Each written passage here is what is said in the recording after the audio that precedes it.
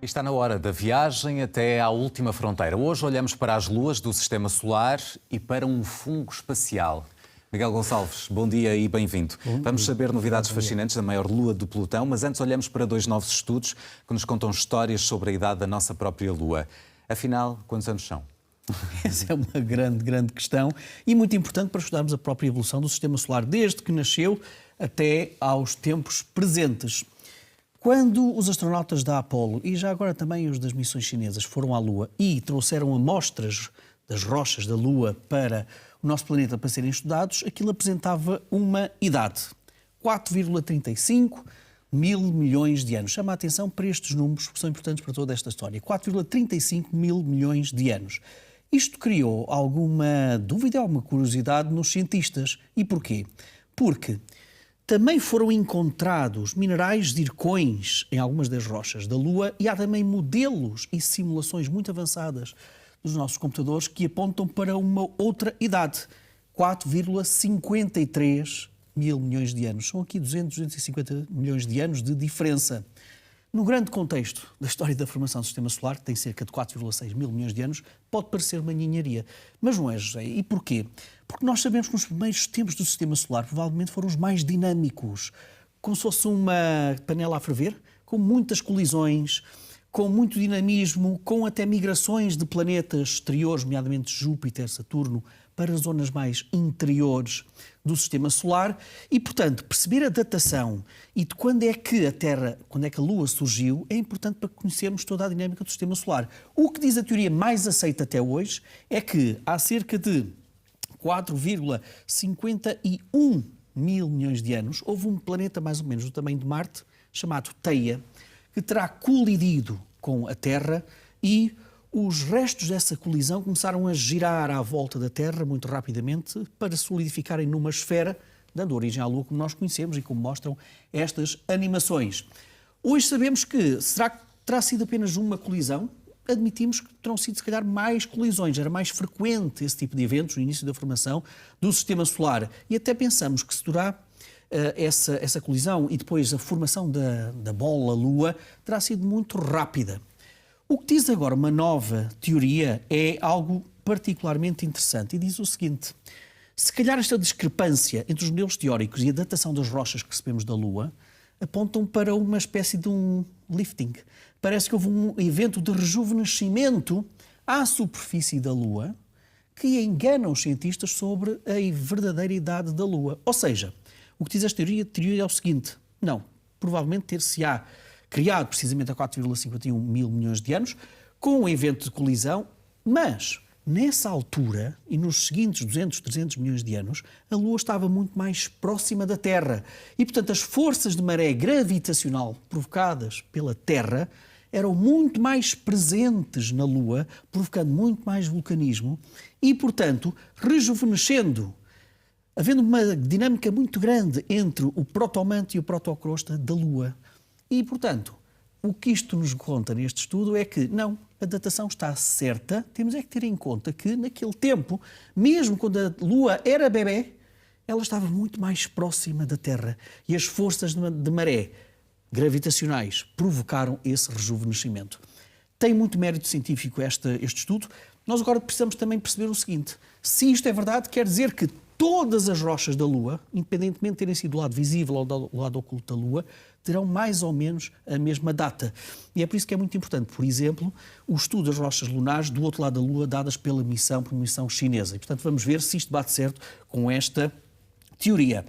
Damos um salto agora a Caronte, porque estamos mesmo no confins do Sistema Solar. É a maior lua do sistema de Plutão, que tem mais 4 luas. Plutão e Caronte são quase conhecidos como sistema duplo. Porquê? Porque não encontramos isto em mais nenhum planeta-lua do Sistema Solar. Ou seja, Caronte tem cerca de metade do diâmetro de Caronte. Não encontramos isto em mais nenhum sistema solar, em mais nenhum planeta do Sistema Solar. Todas as outras luas são bem mais pequeninas do que o planeta que orbitam. E a órbita de Caronte fez sempre acreditar os cientistas que, eventualmente, a sua origem, o seu nascimento foi algo muito parecido com o da nossa própria Lua, ou seja, uma colisão com Plutão e que depois de alguns milhares de milhões de anos de circulação da órbita e isso tudo deu origem ao Caronte como nós a conhecemos.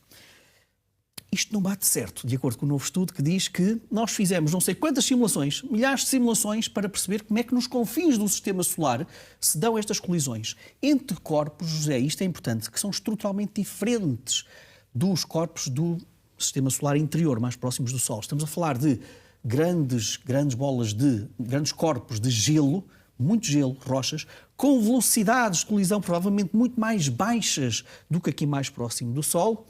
E o que aponta este modelo é, repara que até o nome tem muita piada, que é o termo de beijo e captura. O que é que isto quer dizer? Quer dizer que, de acordo com esta teoria, a grande maioria das simulações é compatível com o cenário em que Caronte, o objeto Caronte como nós o conhecemos, colidiu de facto a uma velocidade mais baixa do que aquilo que nós admitimos, por exemplo, na nossa própria Lua, e nessa colisão ficou agarrado ao próprio Plutão durante muito tempo. Depois, novamente, as marés gravitacionais Plutão-Caronte fez com que Caronte finalmente se despedisse fisicamente de Plutão e começasse então a ser o Caronte, a Lua Caronte, como nós conhecemos atualmente. Ou seja, inicialmente Plutão e Caronte eram um patinho de borracha. Isto pode parecer um bocado estranho, mas é algo muito parecido com alguns corpos que nós encontramos nesta zona do Sistema Solar, portanto, muito para lá de Neptuno, em que as colisões são muito mais baixas e, portanto, os corpos parece que se colam autenticamente. Lá está, mas aqui as marés gravitacionais, uma vez mais, descolaram, digamos assim, Caronte de Plutão e temos então esta fascinante Lua que nós vemos nestas imagens. E agora, Miguel, mais uma história de como a ciência e a tecnologia terrestre e espacial andam de mãos dadas, e ainda bem, desta vez à custa de um fungo do Parque Nacional de Yellowstone. Que história é esta? É verdade, começou há milhões e milhões de anos, quando apareceu, de facto, este fungo, este micróbio no Parque Nacional de Yellowstone, nas imagens que vamos ver, e numa investigação da NASA, patrocinada pela NASA, para estudar precisamente aquele meio. Nós vamos ver esse lago. Isto tem a ver também com nutrição, com alimentação, que é feita precisamente o cultivo de várias espécies na Estação Espacial Internacional, porque, como facilmente se percebe, para irmos para a Lua ou para Marte nós temos que alimentar, obviamente, a tripulação. E, portanto, há muito tempo que a NASA já faz este tipo de estudos sobre como encontrar alimentações, que precisem de muito pouca água e muito pouco cuidado para sobreviverem às condições de espaço ou à condição de outros planetas. Vamos para Yellowstone. Para Yellowstone encontramos um senhor chamado Mark Kurzabal, que foi um investigador que recolheu e deu o nome à estirpe Flavolapis do Fusarium. Essa precisamente, que foi encontrada nestes lagos ácidos de Yellowstone, como nós estamos a ver nestas imagens. Porquê é que a NASA tem interesse neste tipo de investigações? Porque nós sabemos que há muitas luas de Júpiter, Saturno, eventualmente Urano e Neptuno, têm oceanos subterrâneos. E também podem ter extremófilos, ou seja, seres vivos que conseguem resistir em condições muito inóspitas. E, portanto, eles patrocinaram este estudo para perceber se havia ali, naquele lago ácido, esse tipo de criaturas microbiológicas. E encontraram, de facto, este micróbio. E, inicialmente, eles até pensavam que aquilo poderia servir como biocombustível, aquele micróbio. Mas os estudos depois deram origem a isto que nós estamos aqui a ver. Ou seja, se juntarmos aquele fungo com azoto, aquilo dá origem a uma proteína extraordinariamente completa, extremamente completa, e que uma textura, aminoácidos essenciais estão todos ali, e uma textura semelhante, imagina tu, a frango. Este investigador criou depois uma empresa que, no fundo, produziu esta bactéria em quantidades industriais para todas aquelas aplicações de comida que nós vimos há bocado naquelas imagens. Foi um processo de fermentação que este investigador patenteou e conseguimos então encontrar já nesta marca criada por este investigador todo um conjunto de mantimentos, dizem que são convincentes, desde rissóis para comer ao pequeno almoço até algo batido em queijo creme ou moldado para várias aplicações e que a NASA neste momento estuda também para ser utilizado no espaço. Porquê? Porque este processo exige muito menos água e, como isto foi encontrado num lago ácido, portanto é muito resistente a outro tipo de contaminações de bactérias e nem sequer precisa de antibióticos, portanto pode ser a proteína absolutamente perfeita. Muito bem.